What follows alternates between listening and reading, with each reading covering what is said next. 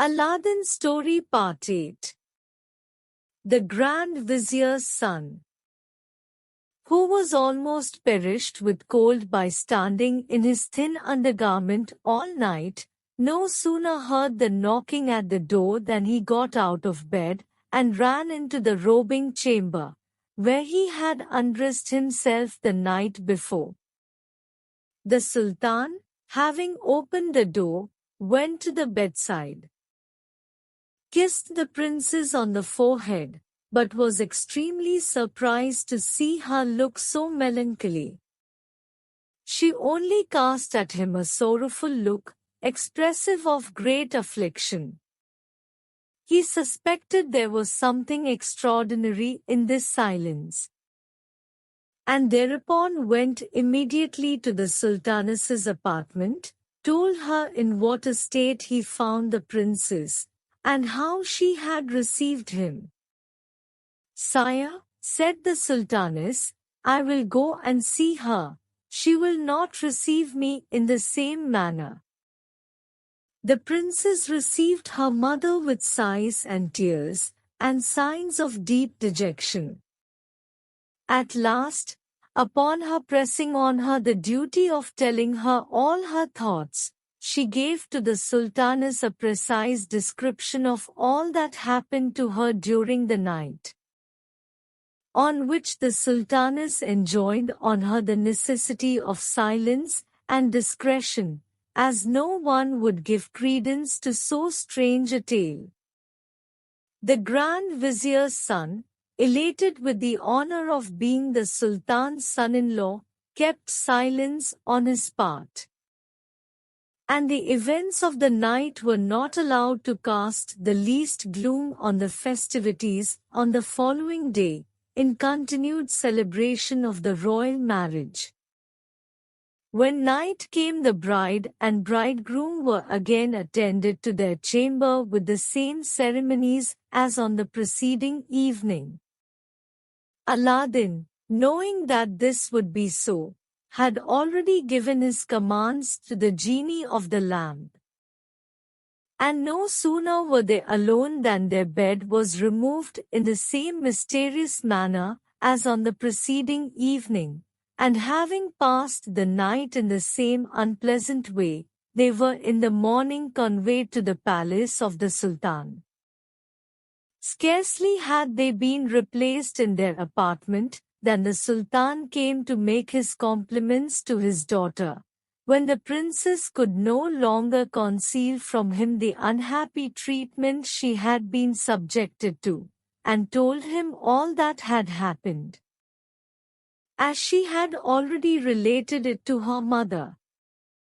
The Sultan, on hearing these strange tidings, consulted with the Grand Vizier, and finding from him that his son had been subjected to even worse treatment by an invisible agency, he determined to declare the marriage to be cancelled, and all the festivities, which were yet to last for several days, to be countermanded and terminated.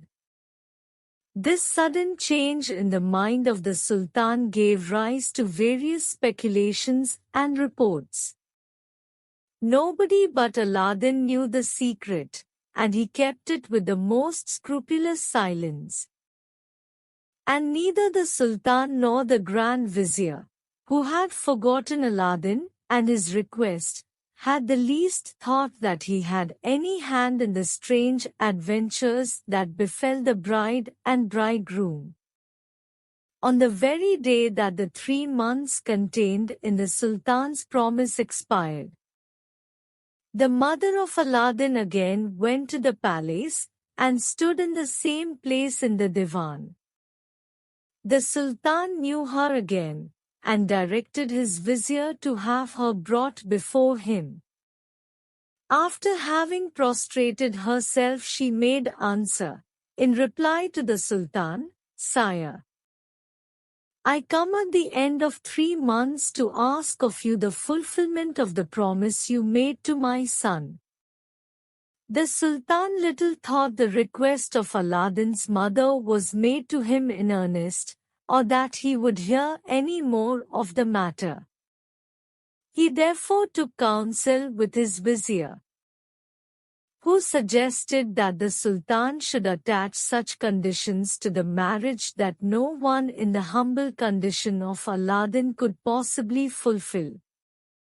In accordance with this suggestion of the vizier, the Sultan replied to the mother of Aladdin, "Good woman, it is true sultans ought to abide by their word, and I am ready to keep mine, by making your son happy in marriage with the princess my daughter. But as I cannot marry her without some further proof of your son being able to support her in royal state, you may tell him I will fulfill my promise as soon as he shall send me 40 trays of massy gold, full of the same sort of jewels you have already made me a present of, and carried by the like number of black slaves, who shall be led by as many young and handsome white slaves, all dressed magnificently. On these conditions I am ready to bestow the princess my daughter upon him. Therefore, good woman, go and tell him so, and I will wait till you bring me his answer." Aladdin's mother prostrated herself a second time before the Sultan's throne, and retired. On her way home she laughed within herself at her son's foolish imagination. "Where," said she, "can he get so many large gold trays, and such precious stones to fill them? It is altogether out of his power, and I believe he will not be much pleased with my embassy this time." When she came home, full of these thoughts, she told Aladdin all the circumstances of her interview with the Sultan, and the conditions on which he consented to the marriage. "The Sultan expects your answer immediately," said she, and then added, laughing, "I believe he may wait long enough." "Not so long, mother, as you imagine," replied Aladdin. "This demand is a mere trifle, and will prove no bar to my marriage with the princess. I will prepare at once to satisfy his request." Aladdin retired to his own apartment, and summoned the genie of the lamp, and required him to immediately prepare and present the gift, before the Sultan closed his morning audience, according to the terms in which it had been prescribed. The genie professed his obedience to the owner of the lamp, and disappeared.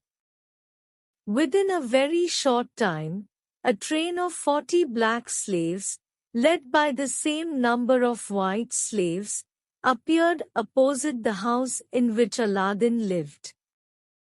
Each black slave carried on his head a basin of massy gold, full of pearls, diamonds, rubies, and emeralds. Aladdin then addressed his mother, "Madam, pray lose no time. Before the Sultan and the Divan rise, I would have you return to the palace with this present as the dowry demanded for the princess. That he may judge by my diligence and exactness of the ardent and sincere desire I have to procure myself the honor of this alliance." As soon as this magnificent procession, with Aladdin's mother at its head, had begun to march from Aladdin's house, the whole city was filled with the crowds of people desirous to see so grand a sight. The graceful bearing, elegant form, and wonderful likeness of each slave, their grave walk at an equal distance from each other, the luster of their jeweled girdles, and the brilliancy of the aigrettes of precious stones in their turbans, excited the greatest admiration in the spectators. As they had to pass through several streets to the palace, the whole length of the way was lined with files of spectators. Nothing, indeed, was ever seen so beautiful and brilliant in the Sultan's palace, and the richest robes of the emirs of his court were not to be compared to the costly dresses of these slaves, whom they supposed to be kings. As the Sultan, who had been informed of their approach, had given orders for them to be admitted, they met with no obstacle, but went into the divan in regular order, one part turning to the right, and the other to the left. After they were all entered, and had formed a semicircle before the Sultan's throne, the black slaves laid the golden trays on the carpet, prostrated themselves, touching the carpet with their foreheads, and at the same time the white slaves did the same. When they rose, the black slaves uncovered the trays, and then all stood with their arms crossed over their breasts. In the meantime, Aladdin's mother advanced to the foot of the throne, and having prostrated herself, said to the Sultan, "Sire, my son knows this present is much below the notice of Princess Buddir al-Buddur, but hopes, nevertheless, that your Majesty will accept of it, and make it agreeable to the princess, and with the greater confidence since he has endeavored to conform to the conditions you were pleased to impose." The Sultan, overpowered at the sight of such more than royal magnificence, replied without hesitation to the words of Aladdin's mother, "Go and tell your son that I wait with open arms to embrace him, and the more haste he makes to come and receive the princess my daughter from my hands, the greater pleasure he will do me." As soon as Aladdin's mother had retired, the Sultan put an end to the audience, and rising from his throne, ordered that the princess's attendants should come and carry the trays into their mistress's apartment, whither he went himself to examine them with her at his leisure.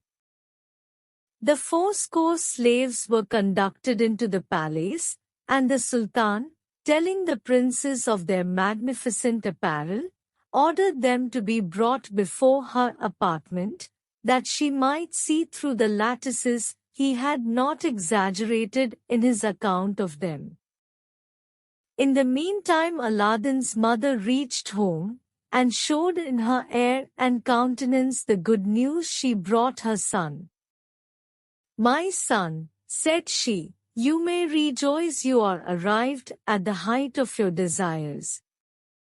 The Sultan has declared that you shall marry the Princess Buddir al-Buddur. He waits for you with impatience." Aladdin, enraptured with this news, made his mother very little reply, but retired to his chamber. There he rubbed his lamp, and the obedient genie appeared. "Genie," said Aladdin, "convey me at once to a bath, and supply me with the richest and most magnificent robe ever worn by a monarch." No sooner were the words out of his mouth than the genie rendered him, as well as himself, invisible, and transported him into a hammam of the finest marble of all sorts of colors, where he was undressed, without seeing by whom, in a magnificent and spacious hall. He was then well rubbed and washed with various scented waters. After he had passed through several degrees of heat, he came out quite a different man from what he was before. His skin was clear as that of a child, his body lightsome and free, and when he returned into the hall, he found, instead of his own poor raiment, a robe the magnificence of which astonished him. The genie helped him to dress, and when he had done, transported him back to his own chamber, where he asked him if he had any other commands. "Yes," answered Aladdin. "Bring me a charger that surpasses in beauty and goodness the best in the Sultan's stables, with a saddle, bridle, and other caparisons to correspond with his value. Furnish also 20 slaves, as richly clothed as those who carried the present to the Sultan, to walk by my side and follow me, and 20 more to go before me into ranks.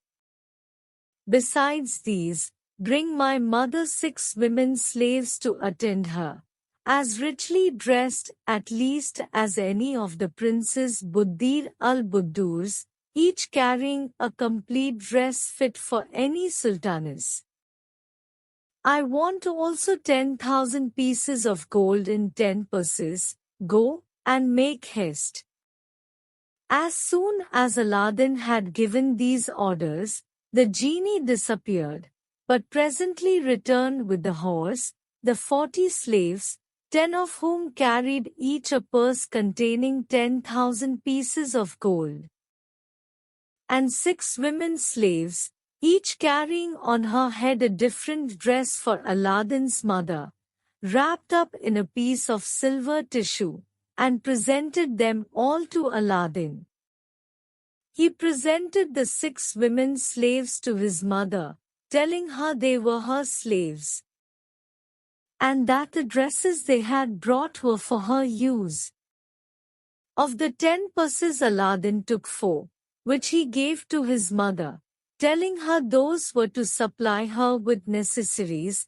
The other 6 he left in the hands of the slaves who brought them, with an order to throw them by handfuls among the people as they went to the Sultan's palace.